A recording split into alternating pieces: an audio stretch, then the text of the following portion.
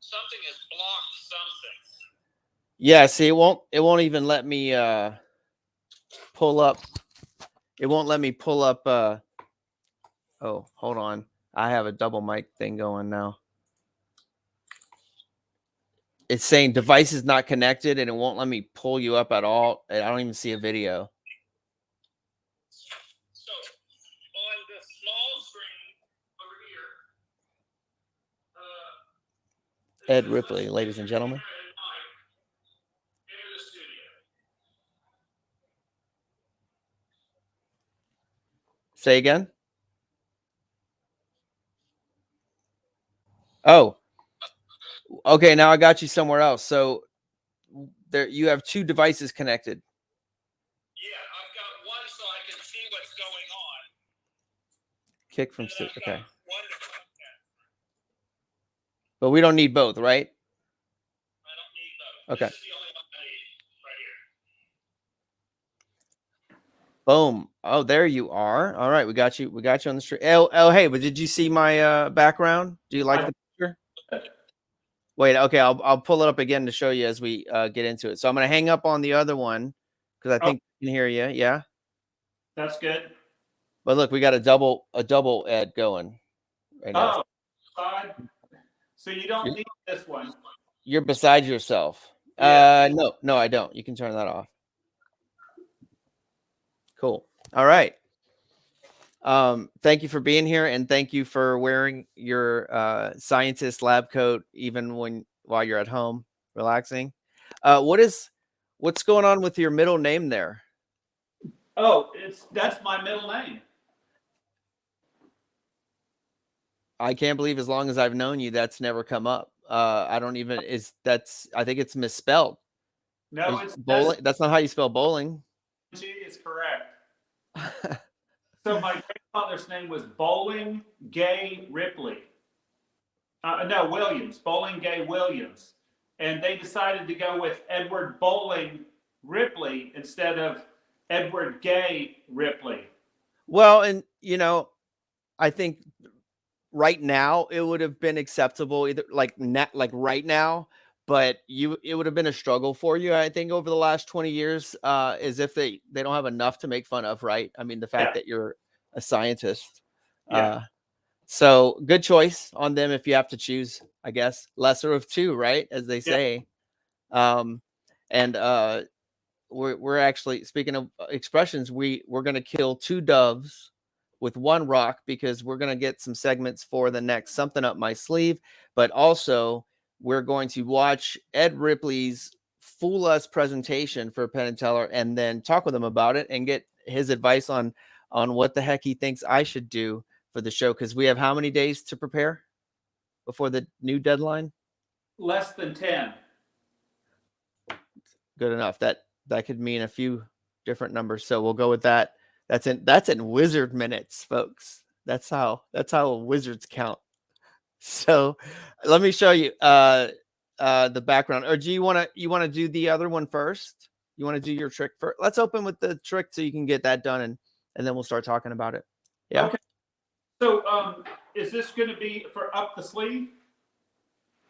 Yeah, that's what I was saying. If you want it to be, show me. Let's do what you got there, and then because once we get into it, we'll keep talking. So I'm going to take my camera off so we can just get you. So let's do that.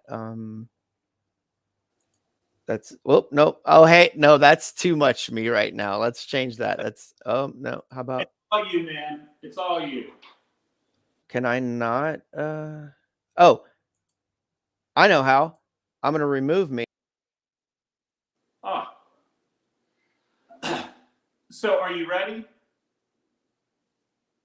It looks like I'm live.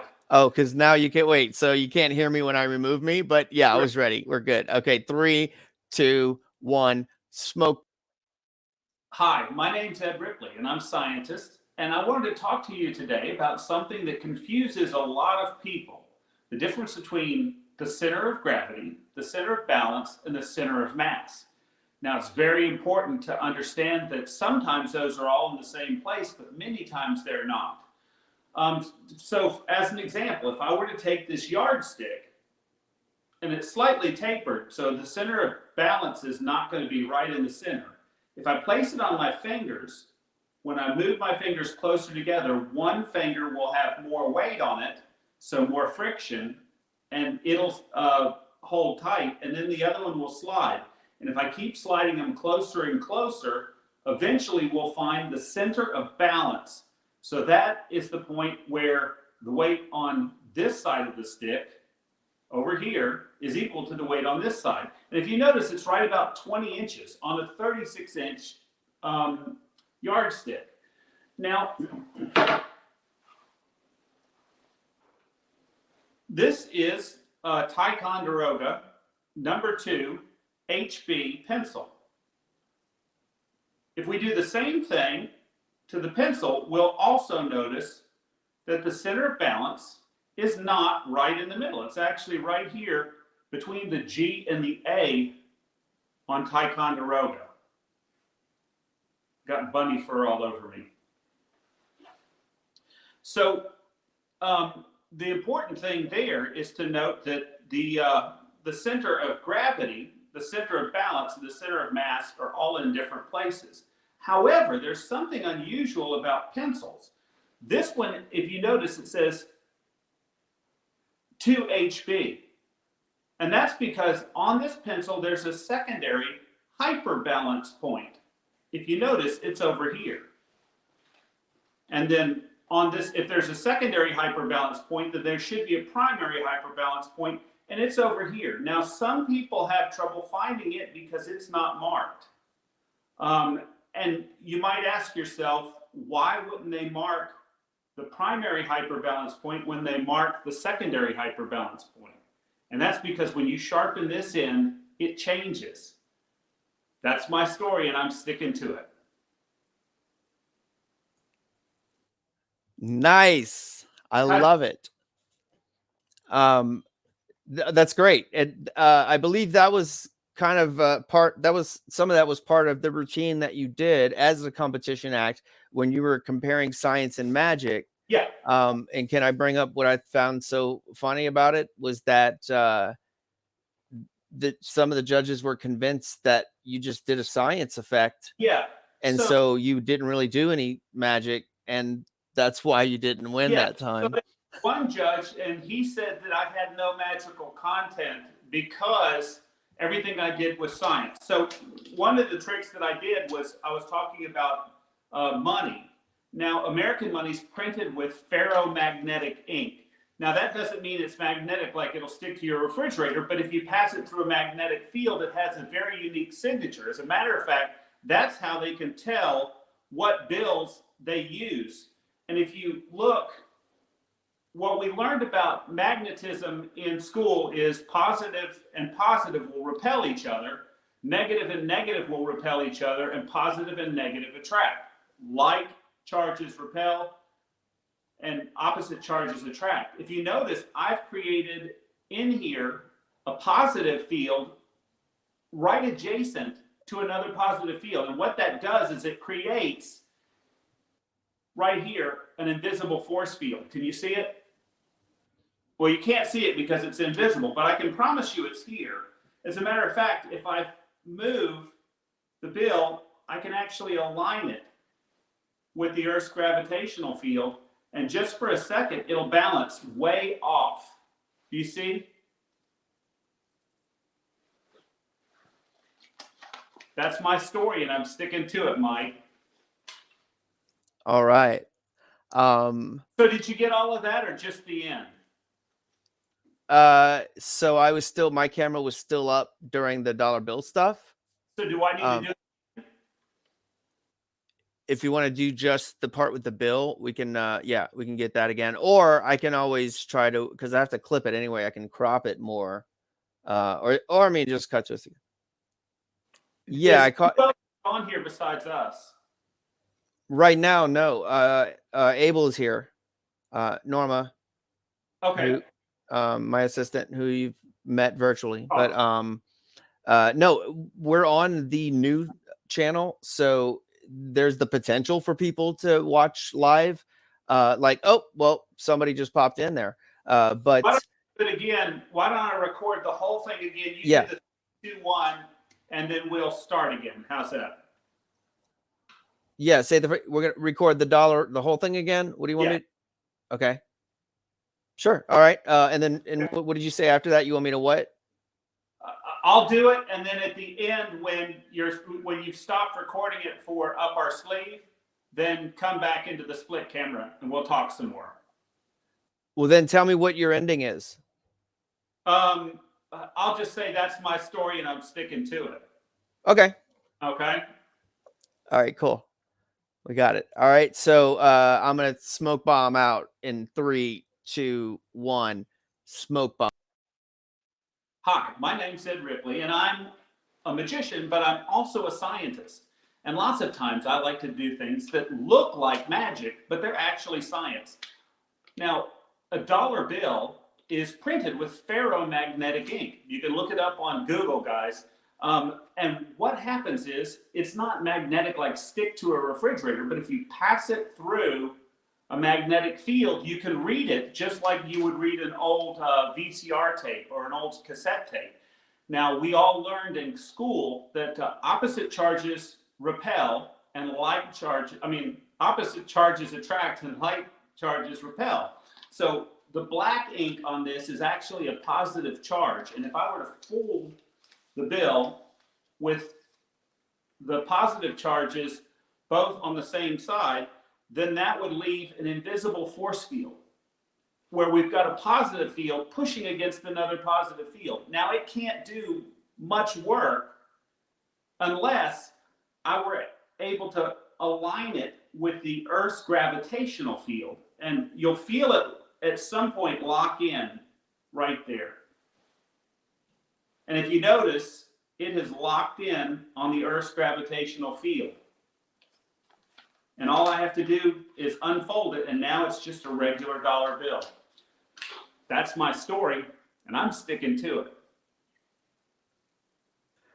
Nice. All right. Yes, I got the whole thing. Beautiful. I love it. So what we're doing to catch everybody up is we're pre-recording some segments that I can use for the science versus magic segment that we're doing on Something Up My Sleeve, which is once a month for the International Brotherhood of Magicians on their Facebook channel live and also broadcast here as well. And so that we're going to be on our 4th episode for March, but it has been a fun trip so far. We had a great time the other night with Boris and Eric, and we reviewed both of their Fool Us routines and discussed them. And that's when I realized, and both of them asked me the same thing, like, when are you going on? And I had just learned from you that I have very limited time as to sending something in to get on the show.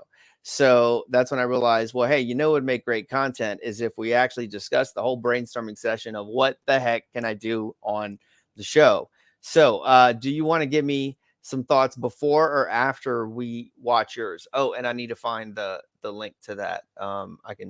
Should be on. So one of It's the in things Discord. Thank you. you do in Competition Act that is quirky and different enough. So the format you'll have to be in order to get accepted will be between 3 minutes and 5 minutes, no longer than 5. But if you were able to take the pick a card where you've got a completely normal deck and then it's obviously not a normal deck. I saw you do that at FISM with Kitty. Right. If we were able to kind of distill the magical moments of that and the entertainment part of that together, I think that might be something that would appeal to the audience. It's different. No one's ever seen it. And then it's just a matter of working out the details, because knowing how the trick works, you're going to have to do some things to keep everything clean at the beginning, in the middle, and the end. So you're talking about the electric deck? Electric deck, correct. So that's been my thought process for a while. And I want to start with that one to, if nothing else, rule it out, but know that I feel comfortable ruling it out, because I felt for a while that it has definite fooling potential. I mean, it was designed to fool in a competition situation for magicians. But there's a lot about it that makes me want to not go that direction. As far as keeping things, the simplicity of it, and the fact that I have to have someone else there for one. But in thinking about how to reduce it in size, it might have more potential than I thought. Now, Yeah, I would not do it with an assistant. I would find a way to do it yourself, and it might okay, be nice to do it on the table where you spring the cards in your hand and then you spread them on the table. And I think with the electric deck, you can even do the thing where you go down to the other side and pick up the cards and say, "This, sure, do you agree this is a completely normal deck?" And then you do the thing where you prove that it's an electric deck, right? So, here, let me find that one. but I think on the electric deck, can't you do it on the table just like you do with a normal card spread where you do the bridge and bring them all across? You know what I'm talking about, right? Sure, yeah. Yeah.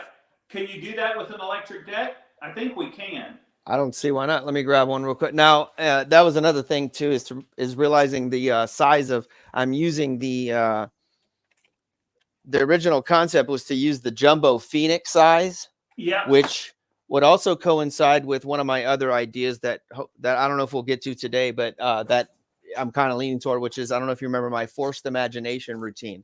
Yes. So I'm kind of thinking of that one, because I do want to strongly consider this one, especially because I feel like this routine never met its full potential. But Eric's main advice was, don't do a card trick, which makes a lot of sense. You didn't do a card trick, Right. and this is still a card trick. Yeah. Now So this is, you could spread it out on the table like a normal deck and do the thing across. let's see. All right, so this is all green screen right here, but I can get my mat. Yeah. So the only reason I'm even suggesting this, knowing that it's a card trick and that they're doing a card trick is going to be really tough.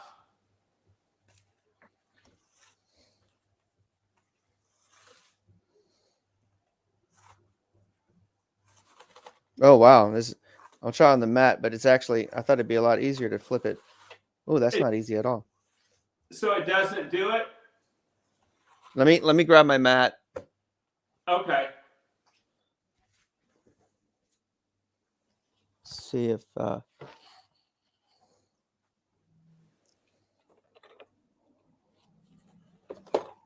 So the reason I was thinking this might be good if it works on the mat is because you show that it's a normal deck, all different faces, right? And then you do the thing where you move them all across, and it looks like a normal deck, and then you say, yeah. agree this is a normal deck. Well, actually, that doesn't look bad. It looks like I'm just collecting them, though. Yeah. It's hard to actually flip them. Now, wait, I should have a normal size one close. Hold on. Normal size electric deck. Maybe right. Here's one. Well, this one's shy a few. This is not a full one, but here's a normal size bicycle. Yeah. So no, same thing. They, for some reason, not being independent, they travel with you. They don't stay put. Which if all of a sudden, if you had a normal deck and you do this in slow motion, that's kind of interesting, because it looks really strange to be able to do this with that much control. Except, look, you can kind of see the strings though. Okay. Yeah, I But was thinking it would be cool if you could just show them as a normal deck, and then afterwards, after they both agree that it's a normal deck and they're not in any particular order, then do the cascade where it stops, and then you have them pick a card out of the electric deck, and then you'd have to cut it out like you do. okay, so I'll pull up that one. Abel, did I give you that list I have of the videos? No, I got the one FISM video, but I didn't get a lot of other videos. Oh, that's the one though. With the electric deck that I want to show. I mean, that shows it better. I have a better version of it as far as the entire act went better, and you can hear the audience. So that's the one I'd want to share. But we can see the electric part, the electric deck part of that. So I've got another.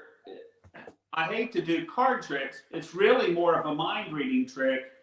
But I've got another one for you to look at and see if you like. I just don't want to tip it if there's more than just you and me and Abel on here.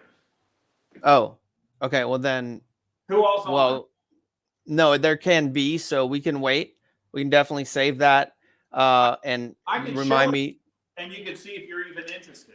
Oh, okay. Yeah, yeah. You can show it. You don't have to explain anything you don't feel like it. Yeah. So say again. I just want you to see these are all different, right? Okay. Yeah. Okay. Anytime you want, say stop. Stop. Okay. And I'm gonna. This would be your card. Okay.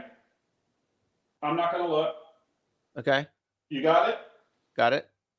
Okay.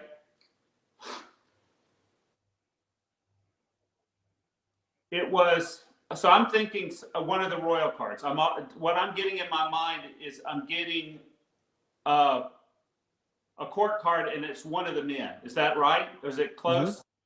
Mm-hmm. Okay. And I'm thinking it's a black male court card, so it's got to be either the king or the jack. And I'm thinking it's the jack. So it would have to be club or spade, and I'm thinking it's probably the jack of spades. Was it the jack of spades? Jack of spades. Yes. Okay. So this is a trick that no one else has. And it's absolutely foolproof. Right after we get off, I'm going to have you come back on a private, like a messenger chat, so you can see how it works. Okay. But it's an incredible piece of magic, and it's something that they will not have seen because they can't. I mean, because there were 72 of them, and I have them. Okay. I'm interested to see how it's. So the cool thing is, if you wanted to, you could read their mind a little bit. Then you could have Allison come over and stand beside you, and you wouldn't have to tell her anything but to pay attention, look at their face, and see if you can read their mind. And she would be able to read their mind. Almost like an instant stooge, but completely different than your forced imagination. Okay. Well, okay. That got me thinking, because that got me thinking about that one. That's always an option too, to have her be the one that the instant stooge, so to speak, in that routine. Yeah. But that wasn't my thought process. I'll tell you the thought process that I had in forced imagination. Let me see if I can locate the video so we can show the electric deck portion here. I have yours keyed up.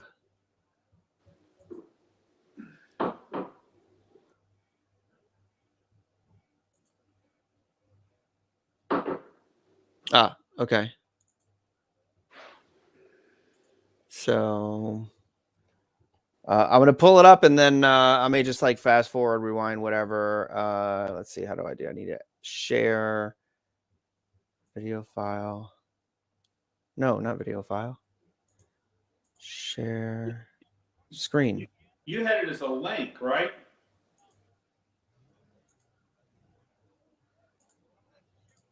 Favorite effect with a deck of cards. And the prediction. No. Go back. That's at the end. Go back. It's the last. Misdirection. It'll be amazing how different it is with the reaction when I showed the one from the PCAM, just because of the fact that you can actually, the crowd is mic, not that they're mic there, but you can hear them in the recording. Whereas here you hear nothing. There's no microphone. So the whole idea that I had behind the flash happening before the cards was so not worth it. I mean, no payoff for the trouble of an extra. And Why I didn't realize that, I don't know, because that was way more trouble than it was worth. So, you know, that's one thing to eliminate. Airport security confiscated her medication, so we're just hoping for the best. Hey, what are you doing? Bringing you your cane. No, I don't need my cane. I'm in the middle of the card routine right now. No, man. Misdirection! I said I don't need my. Well, this is my cane. I actually use this to teach audiences about an applause cue. That's when you see. So when you were saying maybe doing the card thing without without an assistant and doing myself. I mean, that's how it started. As the whole thing started as the applause cue, which originally was just this one joke that got extended to me imitating other magicians, which was another idea I had, to just go on and do like impersonations and somehow have a trick involved. Because it used to be that I would do David Blaine, David Copperfield, Siegfried and Roy, and do these gags in there, and then keeping that as part of this is sort of what spawned the, you know, of using the canes uniquely and that sort of thing. But not really, none of that was designed as like, oh, well, this could fool Penn and Teller. You know, it was designed as being entertaining for the purpose of a competition where it doesn't have to be about fooling them. Yeah. Now, for me, if they said I could go on again, but I wasn't going to fool Penn and Teller, but it would be good TV, still be totally worth it to me.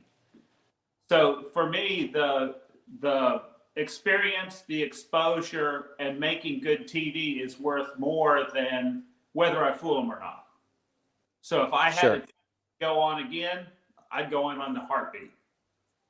Oh, absolutely. That's why I'm determined to find what I can bring that'll be my best performance for them, because I know it's so worth it, even without the trophy involved, of course. And that's more of what a type of performer I am anyway. Where as much as I love competitions and trophies, my act's never been about this is going to fool you. I take a whole different route, which adds to the misdirection. When you don't plan to be fooled, when you don't realize you're being fooled, and it's maybe disguised as comedy. I'm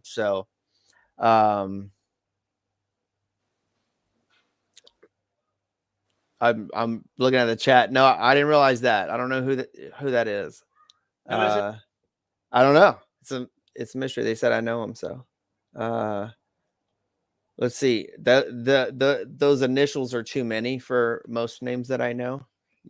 Your EBR is yours. EBR Ripley's, believe it or not. Okay, so I didn't even get to the electric deck portion. Let me try. Okay. That's your cue to applaud. There you go. Okay, some of you got it, because nobody does this for no reason. That's just awkward, as you can tell. Sometimes it happens on a vanish like this. Okay, you missed that one. Sometimes it happens on an appearance. So what I would do. All of that can really go. I mean, I was really hooked on that before, but I was also doing a lot with the burlesque shows where having the cane on stage just made a lot of sense. You know, none of that am I glued to at all. So you're going to have to think about the Penn and Teller as two performances. Your trick for the fool us portion of the performance, and then your intro reel, which to me was 1,000 times harder than the performance. So all of the personality stuff and all of your entertainment stuff, like the spinning with the cane and all that, could totally be in the intro reel as you're talking about who you are, what you do, to build interest and to introduce your character to the audience. But the trick part, we wanted to still to its very minimum, right? Right. Have a character in there, but have it at a very minimum. So let's get to the electric deck part and see. Are you talking about the actual submission when I submit the video? Or are you talking about when I give them footage so they can make an intro reel? So I was thinking of all you have to do is submit your trick, but you need to be thinking the long game. If you get it in, Yeah. you need to think about what you're gonna. You've got all sorts of nice bits that can go in your intro reel. Sure, that I don't have to actually perform, figure out what's going to make it look. In the fullest performance, you can include those in your intro reel. Let's come up with 3 minutes of something that we like. Okay. Let me get to the electric deck. No good deed goes unpunished. Minneapolis. Mike and Sandy? Wait, is that Minneapolis? Is that what was 3 hours from Fargo? Sorry, Ed, I'm still trying to figure out. Okay, let's go back to the.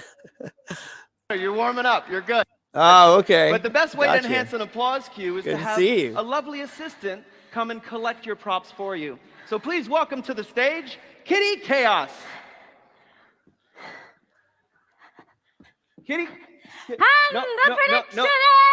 No one has picked a card. Did you see anybody pick a card? Focus. Look, right here. I need you to take the cane. We still haven't done the electric thing, right? Oh, hey, wait. Where's the champagne? Did I go ahead as the champagne? Please don't drink. Okay. I don't know my own act. I would like to share with you my favorite effect with a deck of cards. Ordinary deck of cards, as you can see. Okay, the balloon totally popped early. I don't know if you knew it. That was crazy. And then that threw everything up. And somehow she remembers to throw me the hat. That was wild.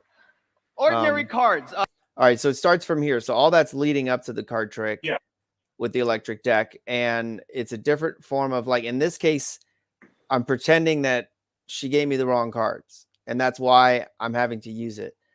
One of my things is that the idea of using it was to do it to be comical, where they wouldn't expect that there's another gimmick involved, but to focus on it means that now they do need to scrutinize, why the hell am I using an electric deck, for the gag. Oh, did I do the gag? Maybe not. I mean, the whole thing is initially for the gag, right? Oh, I pressed the wrong button. Each and every card is different. All the faces are different. All the backs are the same. All the faces are different. Ordinary deck. Nope, no, it's not. Nope, this is not an ordinary. I'm sorry. These are the wrong cards. This is not an ordinary deck of cards. Kitty, can I please get an ordinary deck of cards?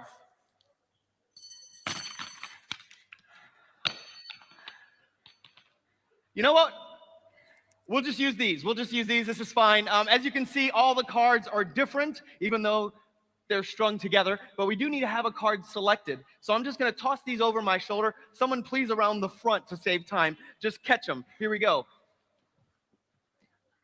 Oh, nice catch. Okay. Give them if you want, pass them on to somebody that's good. All right. Oh, are you taking pictures? You can pass them along. Whoever you want. Oh, there you go. Perfect. Fizzle. It's Fizzum, and it's not time for champagne right now. Oh, really? How about a mojito? Well, that looks refreshing, but no. No, that's okay. I got a margarita. Okay, you know what? Vorrei acqua, per favore. Gasado o naturale? So, a little bit of Italian in there. Now, as much as like all of that, I'd probably scrap just because the angles of it, and nothing's they might enjoy it, but it's not gonna fool them. It's a good way of using that. I hadn't seen anybody use it with their assistant. They always use just one glass, Yeah. And there's a lot that was innovative within the routine, but that would just make things more complicated. Yeah. So at this point, if you were to have introduced the deck, and it could be an electric light deck instead of an actual electric deck, and that way you might be able to put it out and then flip it over and flip it back. If it was just strung together, but it wasn't really an electric deck, and then when you show that there's strings in between, you could say, imply that it's an electric deck. They're all strung together. Are you going for where? Are you going for like an effect where it turns into an electric deck because they don't know it first? Is that why? Is that what you're talking about? Just spread it out and like. Yeah. Okay, so start off like their normal cards and then show that. Okay. So we didn't get to the picking of it yet, but the main concern is that it really is an ingenious method as far as a situation like this that no one's going to guess it. But two things: one, did anybody care? Like nobody seemed to care about figuring the card trick or knowing if it was a force because they figured there was some kind of way. It wasn't like such a big enough moment of like getting that card right wasn't a big enough fool of like, oh my God, probably way more on a layperson. Maybe like, there's no way, how would they even know? But there's so much commotion going on that it disguises the effect, just like what happened to me, at 4F, where if we come up with something really great, but nobody cares about how the principle anymore, or that you fooled them, they don't even notice. So that and scrutinizing the actual deck and why I'm using it to have the card picked. What about if it were an electric deck, but it was also a strung together deck? So not an electric deck, because the electric deck's strung together in a certain way that it always hangs exactly right. So this one would look like an electric deck, but it would actually be like a pop-eyed popper deck, or you know what I'm talking about? Right.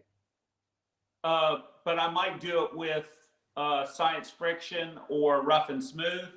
That's what it is, Ed. That's why. Okay, let me get to that part because if you remember, it's and when I cut it, it was also a little difficult to handle. You'll see. Okay, add to the stream. Boom. Whoops. Yes, you're very cute. Now, can we finish the card trick? Okay, who has the cards? Right over here. Yes, perfect. If you would verify for everyone that is a completely gimmicked deck of cards. Not normal at all. Actually, although they're strung together, if you would stand up and show the folks around you, maybe the camera, that they're all different cards. You can see that all the cards are different. Very nicely done. If you would give the cards a quick shuffle. And then, perfect, toss them back to me. Beautiful job. And if you would join me on stage, because you're going to freely select one of these cards right this way. You'll see steps right over there. Take your time, but hurry up, please. Perfect. Yes, thank you so much. Ordinary deck? No, it's not an ordinary deck. We went over this. No. Oh, give me that. Nobody's picked a card. We got to have a card selected. What are you thinking? Jeez. They really like that one, and you realize what's happening there. So no, go get the prediction. Oh, yeah. Hi. So they'll be able to examine the deck before they're all different, as we actually have the card picked. If you would picked. just grab the corner with your left hand. Grab the corner. You want that one? Yes. Okay, pinch. Which one? Pinch the corner. Don't let go. Pinch it. Hold it. Don't let go. Because I have with me a pair of scissors. We're going to cut the cards. Actually, we'll cut right, if you hold on to right there. Okay, perfect. And then, whoops, I got to cut one more. Don't let go. Don't let go. I cut right above there, like snip and snip. Okay, don't let go. Hold on. Let's peel that card off so you can take it. Show it to the audience. Show it to the camera. Don't show it to me, although there's a video screen. And once you've showed it to the crowd, hold it against your chest, and then please return to your seat with your card. Thank you so much. Now, normally at this point, we vanish the cards in a bag. I got it. No, but we did that. No, we did that already. I'm just gonna. We did that already. Stop with Okay, confetti it's fine. You I'll lost put the that shoe there. there. That's okay. All right. Ordinary. These are the wrong cards. You think? Just skip that part. Just get to the end. What about the umbrellas? The umbrellas? Oh, Kitty, what did you? I told you we did not have time for umbrellas. Did I not say this is a 10-minute act? It's a competition act. Okay, we don't have time for umbrellas. Did you realize that? Pretty. Oh man, we don't have. All right, what is that? All you loaded in the hat?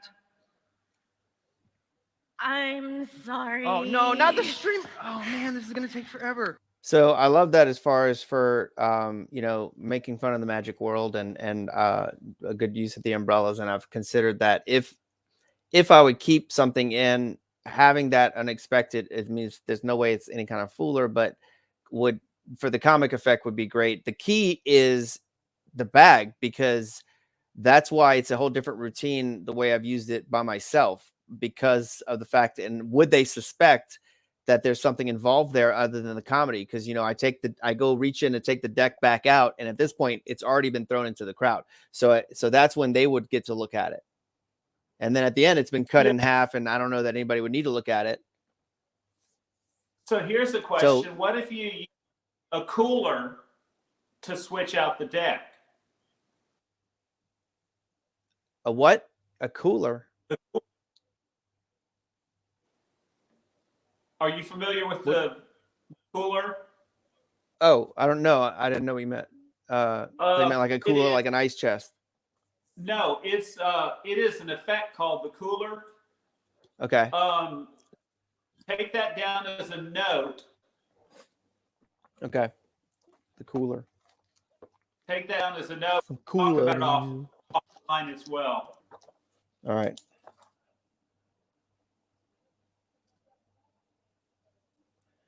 The cooler. Cooler. I hardly know her. Yeah. Well, and then, you know, I could use the method that I used at 4F with the one that Rumenstadt came up with that also went undetected, but no one cared, you know. Well, I'm just realizing the other people that have appeared in the chat, Mike and Sandy, they probably know me longer than you do, Ed. They knew me from when I was truly magical. I think pretty long ago. Oh, did you see the background, right? Wait, let me get out of the way here of the look. That you remember when this was? I do. Yeah, so this was basically started the whole thing of me realizing that I really wanted to be on this show. So when I'm sitting in the crowd watching you, so I got that great shot. That's what I'm using as the background during these segments, fooling them. What's that? Wait. Let me bring you back. On Fool Us? Is it true? Wait, what? That all your heroes have appeared on Fool Us? Yes. That so far it looks like it. Yeah, everybody, you know, except Chuck Norris. We have yet to see, but I bet you Chuck Norris could probably go on and fool him somehow, right? You know? Yeah. But yeah, pretty much. I was amazed talking today about like how many of my friends have been on the show. Like I feel like I'm really late to the party here. That's amazing to think about. I'm like, wow, these guys have really wowed people, and that's my buddies. That's amazing. It's really cool. Including this one right here. So wearing the same jacket with the Hogwarts crest. Here's scientist apparel. I'm gonna. It's what? It's the League of Ingenuity. Is that a superhero team? No, it was actually awarded to me when I got my 25th patent or something like that. Oh, really? That's what? Wow. Okay, I had no idea. Not made. That's amazing. So you got you belong, because of how many patents you have. You belong to the team of Ingenuity, the League of Ingenuity. Wow, the League of Ingenuity. That sounds awesome. But I picture you guys hanging out once a year on a submarine for some reason. And if it's not that cool, I don't want to hear about it. But no, that's awesome. All right, so here's the video. We'll watch it through, and then I want you to also discuss, you know, where you've gone since, because after this, there's a lot happening in the competition world for you and the magic world for you. So I don't want to leave that out either. All right, let me pull this one up. And this next magician has more than a few bright ideas to fool Penn and Teller. Let's meet him. I'm Ed Ripley. I'm a magician and I'm a nuclear metallurgist. People don't understand that scientists are all about creative play. If you don't enjoy what you're doing, you're not going to be good at it. Science and magic originated in the same place. The original magicians were alchemists trying to change lead into gold. I've spent my career trying to exploit loopholes in the laws of physics, because it's only when you understand the rules that you're able to break them.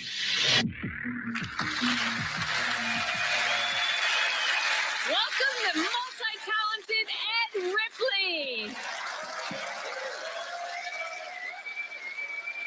It was Arthur C. Clarke who said, any sufficiently advanced technology is indistinguishable from magic. Well, tonight, I'm going to perform a classic of magic, but I'm not going to use any sleight of hand. Instead, I'm going to use sufficiently advanced technology. Technology that I developed myself.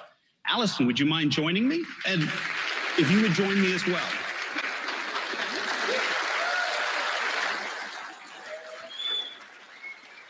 This is a printing machine, but it also functions as an unprinting machine. Let me demonstrate. Any printed material that goes in on this side will come out as a blank sheet of paper on the other. So the red light indicates that we are in unprint mode.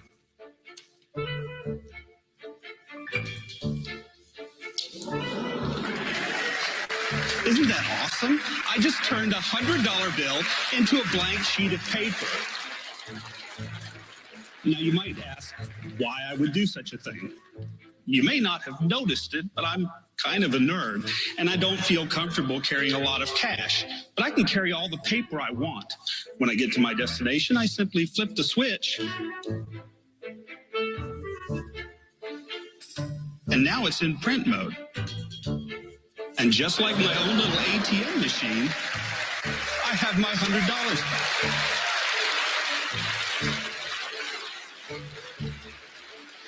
Now, these are pieces of currency from all over the world.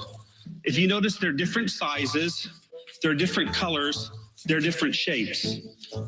You're welcome to choose any that you like. Teller, would you please choose one? Allison, would you choose one? That's fine. Perfect. So, Allison? Yes. Do you know what this is? Paper. You don't need to know what it is because the machine knows what it is for you.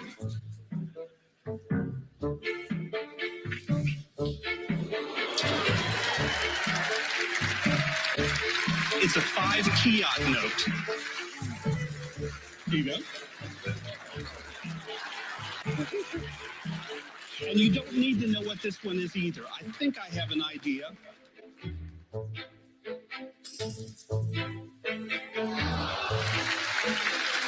And Penn, this is a Polish 50 zloty note, or 50 zlotys. Now, you may not have realized it, but cash register receipt paper is the same width as a dollar bill. Now, I do experiments for a living, and this is an experiment that's just begging to be done.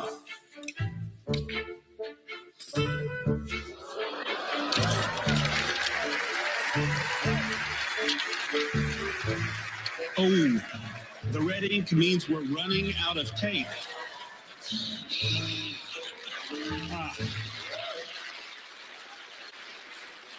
And we don't have to worry about this. I'll trim it off later. Now, as I said, this is a classic of magic. I'm sure that you're familiar with. As a matter of fact, I think that there's one of these in the Penn and Teller Fool Us Magic Kit. There is. So, Allison? Yes. You may not know how this works. Put this thing apart. If you notice, this is a solid. Take it. Okay. And this one is also solid. And this is a piece of sufficiently advanced technology. Thank you very much.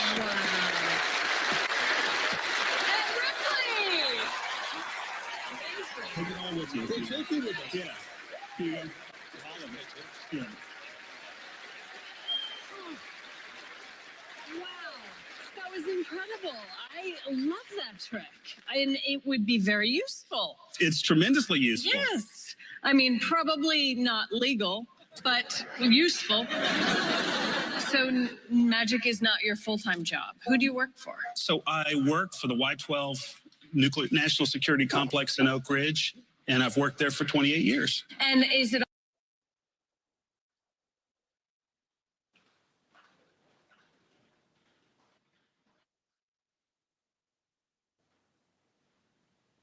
Sorry, Ed. I thought it was top secret. It's okay for you to say that? Yeah. Oh, all right. But also true, you She have was not supposed patented a lot of. So we have 20. Wait, she was what? She wasn't supposed to ask. That was on, they asked questions for a long, she asked for a long time while they were trying to figure it out. Right. Yeah. They cut it how they want. What's All great is started on the ones I asked her not to. oh really? Oh well, but then it Yeah. has to do with the editing too. I mean, it's the guys in post that they have control, but the camera so works to your favor. There's no way if I wanted to bust it that I could even show anybody the moment when when we knew he had you. And I don't think I think Teller was convinced. I'm pretty sure from now that I'm watching again that Penn was the only one. He probably had to tell him what he knew because yeah, it was that. I mean, a split second of time, but that. I mean, it was sharp. I felt well. Let's finish it off, so then we'll talk about the. 26 U.S. patents and several others that are in the process of being patented. That's incredible. So your mind never stops. I started my magic 44 years ago. My grandmother knew I was interested in magic, and she gave me $100 bill in 1973 and took me to Bob Hutchings' Magic Shack in Jacksonville. And that day I bought the linking rings, the cups and balls, and a book called Bobo's Coin Magic. And I perform all three of those tricks in my full-length shows every time. So I'm one of the few people I know that the first tricks they bought are the tricks that they still perform. And now you can make $100 to pay your grandma back. Yes. Or, yeah. Well, let's see if the boys figured out your trick. Well, Ed, let's start with a question. Is this yours? Yes. I don't mean you went to a store and bought it. This is yours? Yeah, it was designed by me and built with me and a friend who have a machine shop. Unbelievable. Well, thank you. Just what a beautiful prop. I mean, our magic set is nice, but we know what magic props look like. Yes. This is not a magic prop. This is a beautiful thing on every level. It's just gorgeous. Thank you. And we love most of all when someone takes a classic magic plot and then just does it again and does it so beautifully. And you are a scientist. That's what you said, right? I'm a scientist, correct? Yeah. So performing, you're a little bit nervous. I'm going to use a little bit of jazz slang here, so the usual magic slang. We thought you were going to fall into a dish, but you're really right in the pocket. I mean, just every single beat was directly on. And I'm a bass player, so I know how important the pocket to a groove is. And it was just all the way through. It was just fabulous, and we just loved it. And this prop, one of the most beautiful things you ever had on the show. Thank you. Okay, so does that jazz lingo mean they figured it out? I think they figured it out. Poor Allison. Thank you. Ladies and gentlemen, She's amazing. Thank you. So yeah, apparently the stream died on So- YouTube. It's still checked off here. So Right after- Ed, how are they getting away with it? Because I've seen other people reviewing these, but apparently if I play too much of the Fool Us, it kills the stream. I think it'll pick up again. And what happens is just like the way that we get muted on it for music and stuff, that it'll just mute that segment.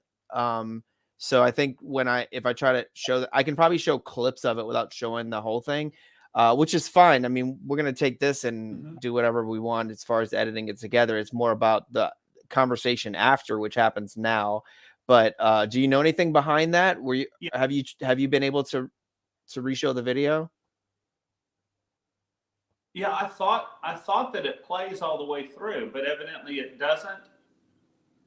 Apparently if you're broadcasting, I don't know, I thought it might get cut after the fact, but there's like, I know it doesn't take much to get booted off of a live stream on Facebook now. Like just if you play some popular music or something, you're dumb. The whole copyright thing. So probably because it was on a national broadcast. I don't know, because I've seen other people's YouTube videos and I'm not monetized on that channel, but regardless, we're going to have the interview that's the main purpose behind it and building to learning from this experience. So, right after right after I went off stage, Teller came backstage and he told me how much they enjoyed it, which was good. And he does talk in real life. He just doesn't talk on stage. And we talked. I'm not sure if you saw in the intro, but I did the miser stream into a fishbowl, and he commented how much he liked that. He does the miser stream, and I actually did one of his moves to the miser stream in my intro, and he mentioned that. And then he said they were down to 2 possible methods, and they guessed the right one. Okay, so wow, I'm really curious as to what else they thought was going on. When I show you this thing after on we'll just do a Zoom call, I'll tell you what they thought they were. And Okay. they guessed the right one.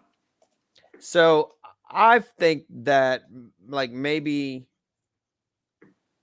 they would want, like they would probably debate sometimes over whether or not they want to honorarily give it, even if they're not fooled. And in this situation, the fact that you invented this thing and had such a different routine, Teller probably wanted to just like, you know, award it to you out of innovation, if nothing else. Now, had they seen this next video and how you can like improv a whole situation with this same machine, I cannot believe how this came together. I showed this for the Something Up My Sleeve, I think episode 1. I'm gonna show it again right now. And had they seen that added to the ability, I think they would have to award it. And this is where we decide it's time to use your magic machine to print some Canadian money. Hello, Michael Gardon here with my buddy Ed Ripley, and I'm going to the Festival de Magie de Quebec, and I realized I need some Canadian money. So I was wondering, Ed actually can magically change my money, so that's an American 100. Can you give me some Canadian money? Yeah, sure. I've got the machine all set up. All I have to do is put it in convert mode. That little red light indicates that it's ready to convert, and simply take the knob on it. And here you go. Nice. Wait. Awesome. So here you go. What is this? It's $134.42 Canadian. Just take that to the bank, and they'll give you. No, an IOU. Yeah. I got to go to Canada with this? Well, their money's colorful. I've got some American white money paper. You don't have any colored paper? Because I thought you could just print me some cash. Well, yeah. Here you go. Okay. So that's Canadian, right? I think so. That's well. Let's try. Okay. Okay. I need to switch it into print mode. So yeah. So Gotcha. that should work. Let's give this bad boy a little crank here. Okay. Oh yeah. Is that it? That's nice. Yeah. Well, that's a 5. Okay. So It's a 5. There you go. I'll get you another one. Okay. Yeah. Oh yeah. There you go. Yeah, that's awesome. Yeah, so we got another. Well, yeah, but that's going to take forever. Is a clear bit supposed to be in there? Try a different color. Yeah, but there's a clear spot. Yeah, that's Canadian stuff. Okay. But maybe try the green one. So what's that? I don't know. I don't care. Hopefully it's bigger than a 5. Yeah. Yes. Oh yeah, the green ones are 20. Nice. Oh, this one's got like 2 holes in it. Cool. This one's got like a little hole over here too. Yeah. That's the maple leaf. So that's supposed to be there? Yeah. Okay. Yeah. Cool. Awesome. Yeah. Yeah, that's another 5. Well, print me use the green ones. This isn't worth that much. Like, watch go back to if I need blue. change, Yeah. okay. Well, we'll try it. Yeah. Okay. You need another 20? Yeah. Okay. Yeah. Nice. Yeah. There you go. Thank you, Ed. All right, I'm ready for You my just shift. learned how to print a 20. Awesome. Why would you keep printing 5s? Tinker Glitch in the house. Thanks for showing up, and thanks for watching the YouTube stream, Biaco, to let us know what's going on. That's crazy. We'll get it all figured out. Ed, you know your camera's all turned. Did you turn yourself so you could see a different angle on the? You're flipped. Your camera's vertical or horizontal. You flipped your. No, you don't see. Are you there? Can you hear me? Your mic's off as well. Wow, you're horizontal and your mic's. What is going on up there in Tennessee? Did you guys have some type of earthquake? You're flipped. Isn't he flipped? You don't hear me either? Wait, can nobody? What is everything broke? What's going on? Okay. All right. Raven can hear us. Raven, they hear me. So Ed, you not only can't hear me, or I can't hear you, but you're sideways. Yeah, you're flipped around. I'm not sure. So I think the funniest part of that video for me is when he switches back to printing 5s after we've already learned how to print 20s. Like, why stop with the blue paper? So I love the way that could come together. That was basically this, just little gag we did to send off to the Festival of Quebec, and using the Canadian money. It's so much funnier if you speak French, because to read the subtitles makes it like funny on so many levels of translating what he's saying in French. So Ed, you want to maybe sign back in? I'm not sure. You know what? I'm going to remove you, bring you back in. Maybe I did something. Removing Ed and then adding to stream. Nope, you're still sideways. Sideways Ed Ripley, ladies and gentlemen. So what he still can't. What is Yeah, he's sideways. It's not you, Tinker Glitch. Don't freak out. He's actually sideways. It's not just your medication. So let's do this. Ed, I'm gonna hang up on you, and then right now, the way it lights you look like Bubbles from Trailer Park Boys. Hey boys, I'm gonna hang up on you. How do I'm gonna remove you, and then hang up, call back in. Maybe do we have to give him a different? I'm kicking you from the studio. Come back in the studio, and then maybe it'll fix itself. I don't know how that happened, but when you play around with magic, that weird things get. I mean, it's true. We've all experienced it. We're like, what is going on? And the magicians that don't want to admit, they're like, no, that has nothing to do with it. I'm just performing illusions. These are tricks. I'm telling you, weird stuff happens. Weird stuff starts happening when you're messing around with magic, especially magic and technology. Look, I know, you guys know that I know. Magic and technology do not mix that well. That's why it's impressive when someone can pull it off.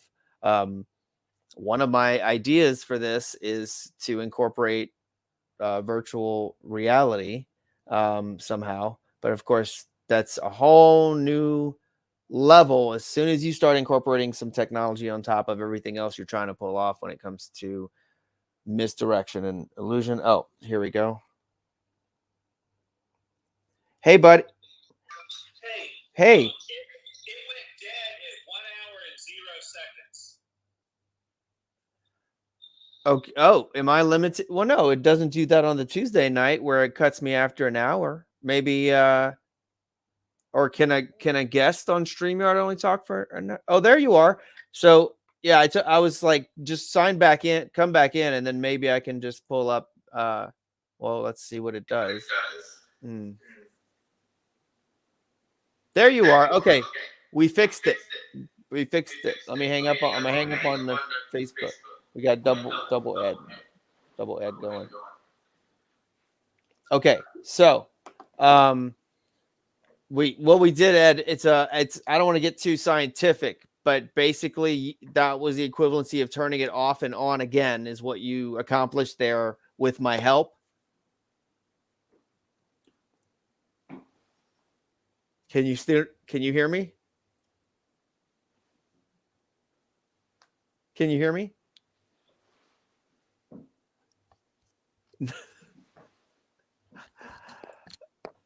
If you're messing with me, this is hilarious because you're cracking me up. Ed, I can tell you have a ring light. Oh, we lost that. How many U.S. patents there, buddy? I don't guess. How many of them are technological? I know he invented the waffle maker, but that doesn't take too many computer chips. What else did Ed invent besides the waffle maker? You know how they have that game where you can hit a ball with a racket, except you change it to a little like bird, like this little birdie. Well, he changed the name to Wolfle, I think. What else? He invented Post-its. Ed Ripley invented Post-its. Let's see. He also, you know, the little thing on the back of the door that goes, it's a door stopper so that when you try, so the door doesn't hit the wall, it has this little thing, and you can. I just used to always hit it. It goes like that. Well, anyway, another Ripley invention there that everyone pretty much uses, doesn't even think about unless they get bored and they start playing with it. That there he is. Okay, so there you go. I was just telling them about some of your inventions. We got you back. Can you hear me? Yeah, I can hear you now. It cut off at an hour and 0 seconds. Math is the one true God. Yes. I mean, you know, I know you Tennessee folks don't believe that, but it's not debatable. So I was trying to tell you, Ed, that was the equivalency of turning it off and on again. Okay, so It took a while. Or Marque Nueve, por español, Marque Nueve. Yes. I was telling them about one of your inventions, which is the thing at the back of the door that stops you can hit it, goes. That was you did that. That wasn't one of yours. No, that was not. I apologize. I must have been mistaken. Yeah. Next thing you're going to tell me that you lied about the waffle maker. No, I didn't invent a waffle maker either. Ah, hell. All right. Well, then give me a good one. What did? So microwave casting and microwave heat treating, I've got probably more patents than anything else. And I developed some armor for the military that I'm pretty proud of. I developed a blast-resistant seat for the Buffalo MRAP, which is the troop transport that saved a bunch of people's lives and has also prevented some spine and head injuries. So those are the kinds of things I really invented, not the thing on the back of the door, the waffle iron. Okay, well, I asked for one example, just one. Okay, so I never know when he's telling me the truth or not, because some of that sounds made up. That's true. Becky said, so every time I get a patent, I get a plaque. Yeah. And she said, my wife's listening. She said, I've got a plaque. You want to see the plaque? You know what? She's been busting me the whole I forgot she was listening last time. What was it she busted me on? All of a sudden we hear this voice come in. I was like, oh no, I'm in trouble, because she knew I was busting your chops. She's like Santa Claus. She sees me when I'm sleeping, knows when I'm awake, and I'm always bad. So wait, but she didn't hear the whole. She probably would have. Oh, she did. Okay, because I know she has your back. She's probably like, she probably just thinking like, Ed does not need to be taking credit for things that weren't his. Well, I've got enough stuff that I really did. Yeah. So, who did invent that? Can we find out? Does anybody know in chat? What is it called? It's called a spring doorstop. Is that what it's called? Called a spring doorstop. It's probably invented. SDS. It's an SDS. Yes, I don't think that's how it's referred to, but that's fine, Mike. So, all right, let's go back, because I feel that had they seen the Quebec video, they would want to just award it anyway. I think it was tough for them. And actually, that show, if I remember correctly, that not necessarily the episode, I'm not sure how they break them up, but because I'm sitting, for those that didn't hear, I was sitting look, there I am there I am in the audience, sitting there waiting for Ed to take the stage, because you get to bring an advisor, and that's going to see if they thought you were brilliant up until this point. They're like, you brought who to Vegas? Yeah. So actually, Mike, you're not allowed to bring an advisor. That was something I added to the rider on my contract, because I wanted somebody that knew something about television to watch my angles and to have my back. But you're not allowed to bring an advisor. Wow, all this time I didn't realize. I thought that's No, what I added it. I said, I really need some help. I have never done TV. And I said, I've got a friend that's brilliant at it and I want to bring him along. And they said, if he stays in your room and pays his own hotel, we'll give him a laminate. So that was totally me having your back, buddy. And we learned how, as easy as it is to get almost anything in Vegas, a pizza delivered to your room, not that fast. Not very fast. Ed, I don't know if I just remembered the name. Frederick Flamm is who invented what it's called the door flammer. The original, it's the because it goes flam like that. Yeah. Yes. So it's called the flammer. Flammer, I hardly know her. All right, let's go back. So forget about the pizza. I see you so I've been fooled this whole time because I didn't know that was something that you worked out. But anyway, I feel very privileged, and honestly, yeah, I did my job, but I don't feel like my job really was much because at one point I stood off to the side and I said to the cameraman, "This looks great." And that was about it. And but I'll take credit because I was going to say the camera work was impeccable, and that's what convinced me that I want to be part of this show because of my previous experience with I won't say the real name. Let's call them America's Got Issues. Anyway, it was I was not happy with them, and I didn't want to be a part of any of these contest reality shows. I'm like, whatever. I don't need this guy who's a radio DJ judging my magic next to a bunch of gymnasts. What does he know? But in this case, I'm like, they protect the art. The camera work is meant to protect the art. It's not about revealing things. It's about really defining the art itself and challenging people to be innovative with it. And that's what I saw there. It's basically showcasing innovative magic, and they want everybody to do fantastic. Sure. Yeah. They want to see good magic. They want to see the art done well. And that's basically the point. And they will commend you if the art is done well. And that's what it's about. You know, get on it, do it well. It's a bonus if you can do something that would fool them in the process. It's heartbreaking, but to see your face at the moment. But when he starts with the jazz talk, you knew exactly what he was talking about. But I don't know if I don't remember asking you, did you notice at the time? I'm sure I had to ask you at one point, as your advisor, did you during the act realize that Penn was onto you? No. So okay, good, because that would have made me nervous. Yeah. So afterwards, Teller came backstage and he said they were down to 2 methods and they guessed the right one. Yeah, but okay, I see. Guess the right Yeah. one. Yeah. And you're saying that the other method is somehow related to the card trick you showed me earlier? No. Oh, it's not. Oh, okay. Yeah. Oh, it is. We'll talk when we're. What is this double talk? I don't know what to believe anymore. Stop treating me like a muggle. When we just do a messenger video chat and I show you the other. Okay. I'll tell you what their guesses were, and they guessed. Okay. But I can record that for prosperity and then use it sparingly. Huh?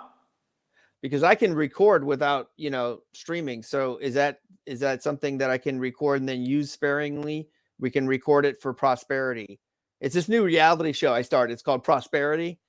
No, I'm kidding. No, but or not at all is fine too. You just give me the knowledge. On the card thing, let's not do it at all. We'll do a video chat afterwards. That's fine. That's fine. Because I think I already know how it was done anyway. Yeah. I think you were using mirrors and wires. Correct. And magnets and sleeves. But I get it. And smoke. Smoke and mirrors. Smoke mirrors was involved. Edge of the magical world, Michael. I've done other stuff since Fool Us. Yes, let's talk about that. So It's an entirely different act. Now, you did compete with the money machine. You call it the money maker because you like to shake it Yes. naturally. With the I tried. Man, I don't usually break, and I try to do that with a straight face. Damn it. I couldn't say money makers. All right. You took your money maker. Well, you basically featured it at 4F in front of the best sleight of hand artists in the world. And with utmost confidence to see who you'd fool with it there. Oh yeah, I had a bunch of people that followed me from performance to performance and totally didn't get it. So and then but you did which competition? You went to FISM twice now because you went to FISM Korea this summer. The next FISM's this summer in Quebec. In Quebec, but you went to Korea. I went to Korea. And which was that North Korea? Was that where was it? Busan, South Korea. All right, so you went to South Korea, which apparently is very different from what I hear. But you did, and you bought the money maker. Yeah. Okay, so I want to talk now that we just showed that video, and we showed like that. I think was the perfect idea for something like Penn and Teller. Yeah. And I love the aspects of exactly what they're watching when it comes to a classic of magic. Now, as far as a routine for something like FISM, we both talked about how different it is than what you were already doing. But one goal was the invention award, which is still confusing to me is how that is awarded. Can you speak to that? So I am confused as how that's awarded as well. when I showed them the money machine and it's right. No, it's a completely different thing. They said, "Oh, that's not an invention," and Sean was there and basically said, "Well, it's totally an invention," and could not understand how they even for a second thought it wasn't. And they said, "Well, it's similar to other things." So they didn't think it was an invention. I'll just point out at this point, I'll get away with this now because we can decide how we want to cut it because I don't want to offend anybody. But the thing is, sometimes who we think of as judges, or we assume they're the people in the know, isn't necessarily the case. Don't get nervous in a courtroom just because the jury looks smart. Because I remember, Kitty Chaos is in the room with me when we were getting addressed by the FISM judges when we were trying to qualify. And they said, why don't you use your assistant? Because she's such a great misdirection as a means for a load. And we looked at each other and we're like, how do we even respond? Because by telling them we just did that with the champagne bottle, they realize you can't cover. They obviously didn't know because they're advising us to do something we had already done. So had they seen how the trick was done, then they wouldn't have given us that advice. So it was completely invisible to them. And yet they didn't pick up on it. And this is who is the deciding factor of how we move on, of what we do with the talent. Right. Yeah. So that's been some interesting, encounters after the fact of the competitions. Oh, let me turn the light off. So you see that? Yeah. What is this? So this is where I performed last in Las Vegas a couple weeks ago. Oh, nice. Okay. Sinatra's dressing room. Ooh, that's Vegas. Yeah. And it's make sure there's no government secrets on that iPad. I don't want to get in trouble. So this is Frank Sinatra's dressing. Crap. It's got a mind of its own. Why? Because you built it? No. Was the government secret in a purple mesh bag? No. So that's my cups routine. You've seen my cups. Oh, it was a purple velvet bag. Star. This is Frank Sinatra's toilet. Oh, that's okay. That was his dressing room because I was going to tell you they got your name wrong. Wow. Okay. You got a picture of the toilet? Okay. And then right behind me, when I'm at the dressing table, that box is there. And inside the box, I think are his shoes that they would shine every night for him to go on stage, and his Stetson fedora that's all brushed out so it'll sparkle in the light. And right before he goes on, he puts on his shoes and his hat and goes out, and they're still in the box. So what show was that that you were in his dressing room? Yeah, Or... IBM. So all around Oh. are all of his girlfriends, including Judy Garland. And then let me show you. I didn't expect you to be so frank. Right there. Nice. That's me at the Golden Nugget. And of course, hip hop. Yes. When you think of me, Mike, I think of one of the greatest hip hop artists I've ever known. And then that was a couple weeks ago. That's me and Franz Harari. Franz Harari. Nice. And he was one of the judges for this last IBM convention, yes? No, he was not. No. He was just in the audience. Gotcha. All right. I wanted my picture with him. Cool. But I won first place, People's Choice, and then a chance to perform at the Peacock Theater in Dallas, Texas. Beautiful. All right. And yeah, I've been just started hearing so much about that one. That sounds incredible. Who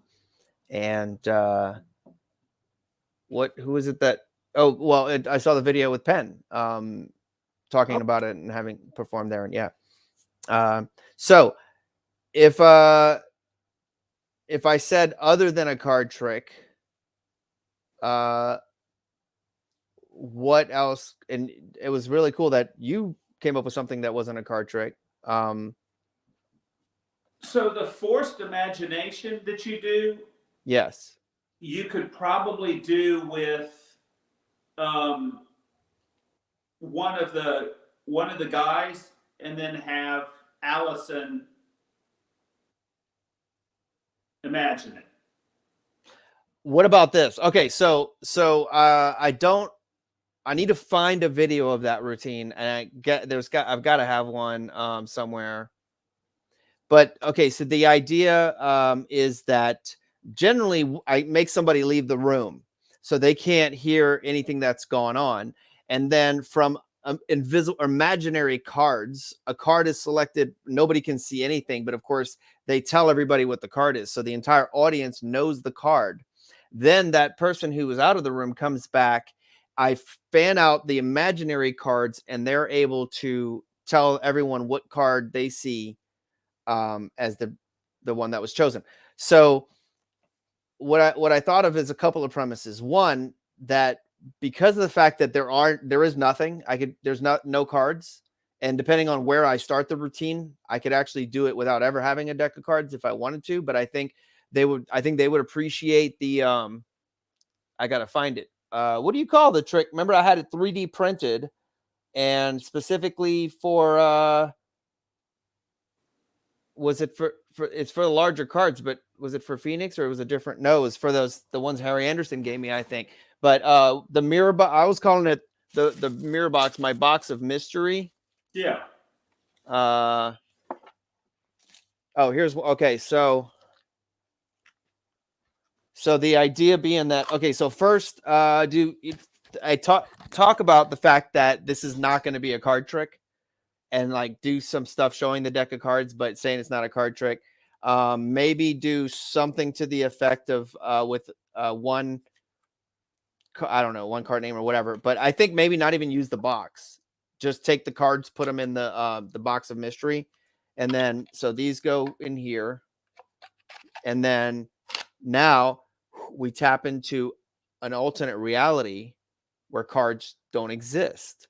So now there are no cards because this is a mirror to other realities. Then I take the imaginary cards, and that's what we're using. So I think this is not going to fool them, but I think they might appreciate what I've done with it and how the routine I put together. I'm the only person that made it into a mirror situation, and and really starts the routine from this, because this is generally an ending because the deck's gone. So what if the other part of the premise is having them fool each other? Or I claim it that way as if the audience thinks that's somehow my strategy, that fool us would define the term fool us. So Would it count if I get them to fool each other? So I pull Teller on stage but give him earphones and maybe put something over his head, a blindfold, so he can't hear the rest, then go out into the crowd, have Penn pick from the imaginary cards. So I would probably have Teller pick and maybe give Penn Jillette a set of ear cans with some jazz music on it so that he can't hear. Headphones, and have Penn figure out what. Well, but then I'm sorry. At the end, I was gonna give Teller a drawing pad and a marker so he can tell everybody the card. I forgot to say that because but we need somebody to say the card at the beginning for the audience. So I think that's why it would make sense to have Penn be the one pick it, and then Teller can write it at the end. So which gives me another opportunity. Because of the notepad and the marker, there could be a whole nother effect involved if I want it to be, so with a prediction. 3 minutes is what that's the sweet 3.5 minutes, 4 minutes maybe is the sweet spot. You want to keep it. That's been one of the things that's held me back for a while, because that's nothing.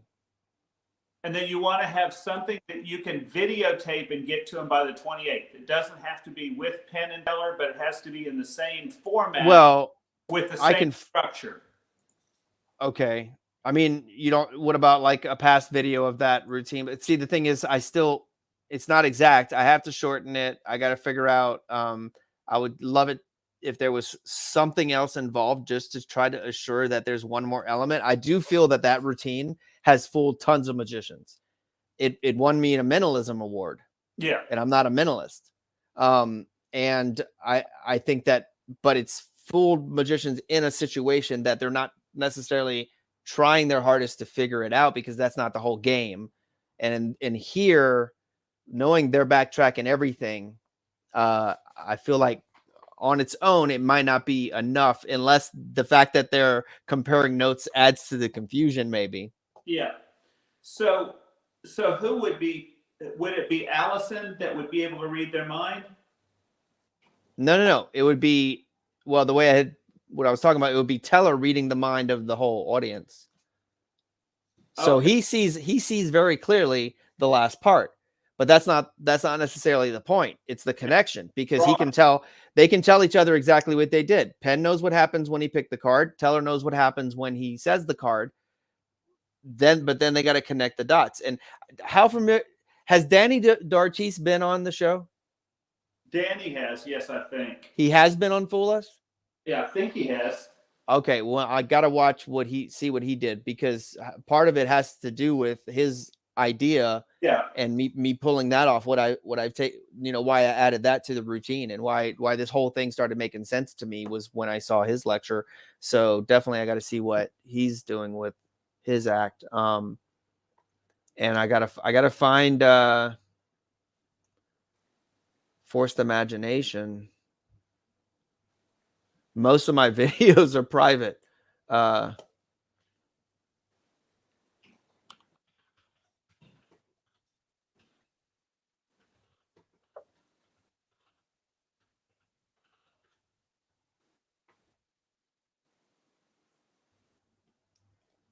So I don't think Ortiz has been on Penn and Teller. I didn't think so either, but of course, I'm going to start going through them all, because we started out of order, because we saw yours first. Well, actually we saw, I have footage from Boris and Eric, and then now yours. But then I'll go back in order. Yeah, Danny. So it's DANI. It's DANI. And then and maybe NNI. No, I didn't think he had been on Fool Us, and Ed said maybe not. No, he has. It looks like he hasn't been.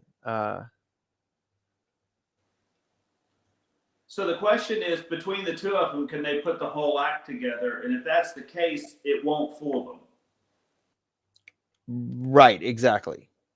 If that's the case, then if they can put it all together, then it won't fool them. But maybe I can incorporate another element.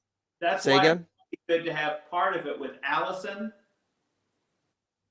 because Allison doesn't come into the decision-making process. True. And we're going to wrap this up here in a little bit because my daughter's coming. Well, no, yeah, I know. I need to let you go. I didn't want to keep you too long. And I'm going to be doing this the rest of the week, Ed. I'm going to be on it every day or night. It might be middle of the night, might be middle of the day, because I'm going to try to get some of the Europeans back and reviewing their acts. I'm going to do this as much as I can, so I can really define what. Say again? Sean or Paul Gertner? Oh yeah, well, I'd love to get Paul Gertner on. Yeah, we can get. But what did he just do his cups and balls? What did he? I don't remember what he did. Or he did unshuffled. Times. He what? He's been on 3 times and fooled him twice. Gertner's been on 3 times? Yeah. I didn't realize. Oh wow, nice. Okay. Yeah. And yeah. He's one of my heroes. He's one of my favorites. Yeah. Yeah. Well, of course. I'll message Sean. Sean's been on how many times? Twice at least. 3. It's 3 now? Okay, then I got to get caught up because I think I missed the last one. We have the book test, obviously the Omni deck, or well, the Yeah, and I'm not sure what the other one. I think he's been on 3 times. Paul Gertner's been on 4 times, I think, is what Abel's telling me now. Wow. Okay, so I've got to get off of okay. a second, but I wanted to talk to you on Messenger video so I can show you what I've got. Can you video me back? Yeah. You wanted to do that now, or you can do that later whenever. I'm free. Why don't we do it, and then you're going to edit this together before you use it on anything, right? Sure. Yeah. Okay. So why don't we do it now, because my daughter's coming in for supper. Okay. And probably hungry. Okay, cool. So then I'll end the stream so that you can show me that. Yeah. Okay, gotcha. No problem. Well, I may have already ended one of them accidentally anyway when we were showing the copyright footage. Okay. But let me do this real quick. Ed, one thing that's really cool about the Twitch stream is the fact that you can really support other content creators by what's called a raid. So whoever's watching your stream, you bring the whole party over to watch somebody else's. So imagine, like, if you have everybody at your house watching the Super Bowl, and then you go, hey, now let's go watch the soccer game, and everybody moves the party. So it's like a cool way to make new friends online and inform everybody about what you're doing. So we're going to try to do that. Do we have? Oh, and one of my good friends who's been really helping me with the tech side of everything that I'm doing here is Zypher Orion. So we're going to raid him before ending the broadcast. Ed, I'll go ahead and take you out of the stream so I can do that. Give me a couple minutes to raid out, and then I'm going to end it. And I'll give you a call. We'll just use Facebook, whatever. So, ladies and gentlemen, my first guest on my segment called Fooling Them, who has been on the Penn and Teller show. He has many U.S. patents and now is gold medalist at the IBM, on his way to his 2nd World Championships of Magic. And my buddy, thank you so much for being here, Ed. I really appreciate it. And if nothing else, I want to fool them just to make you happy and proud. I'll see you soon. Yay. All right. So can you trigger it? Or you want me to trigger it? We're going to go say hi to Onion. Yay. Okay, good. Yeah, well, I'm just going to end both of them. So it came back basically once we were past that point, I think is what happened. All right, so y'all say freaks in, no, don't say freaks in the house. Say, say, I don't know. We need a tagline. I have to think of, all right, we're going to have a tagline contest or something. And thanks guys for being here. So just keep watching because it's gonna be. I'm gonna try to do it like every night, but the time's gonna have to do with my guest and where they are in the world and when they're available. So I'm trying to make myself available. Watch for this. I'm gonna keep doing these at random times.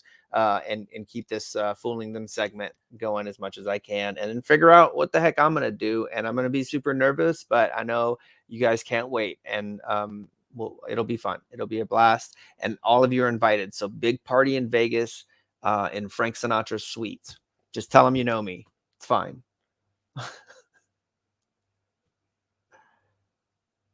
Party. I